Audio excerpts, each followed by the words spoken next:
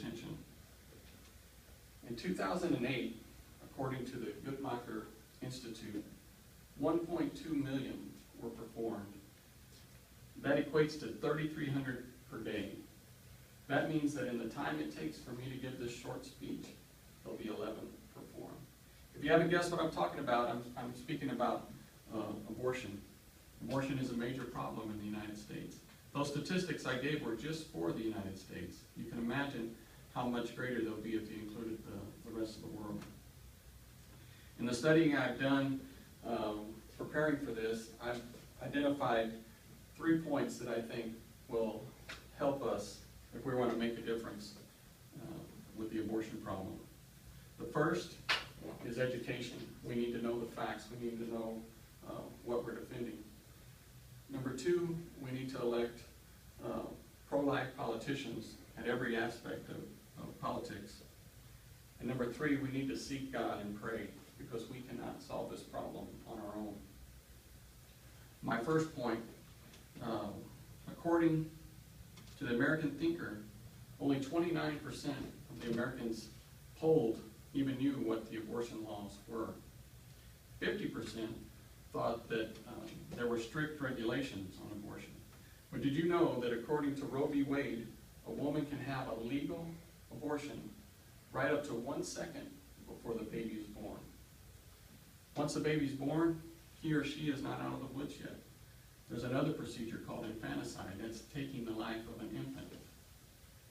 A failed abortion may result in a live baby that then is left to die or killed.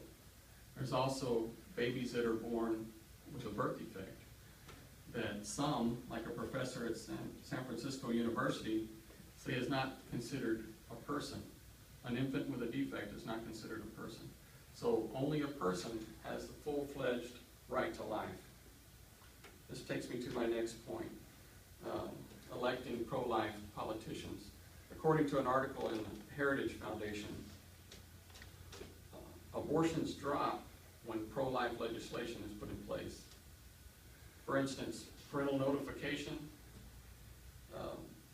ban on partial birth abortion, and informed consent, when you let the mother know all the particulars about what happens when she has an abortion.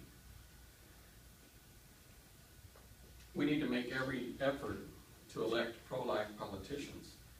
We found that, or I found from my studies that a poll done by Gallup showed that 68% of Republicans claim to be pro-life, where only 32% of Democrats do.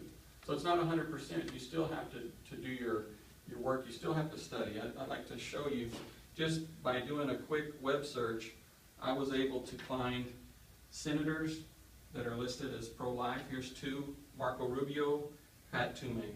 They were on the Susan B. Anthony Institute website. And then next, I looked up the candidate for governor in Texas, Greg Abbott.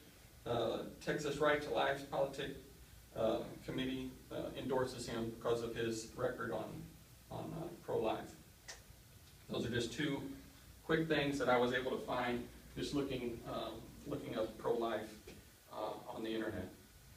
My third point that I think is the most important is that we need to seek God and to pray. We need to pray for the mothers that feel like the only option they have is an abortion. We need to pray for these unborn babies, that they'll be protected. And we need to pray for our politicians, our leaders, that they'll have the courage to stand up for their rights. In conclusion, as you can see, we have a great challenge ahead of us. But I think if we educate ourselves, we help elect pro-life politicians, and most of all, we seek God and we pray. We are all created in God's image, and we are all precious in His sight, and that includes the unborn. Thank you.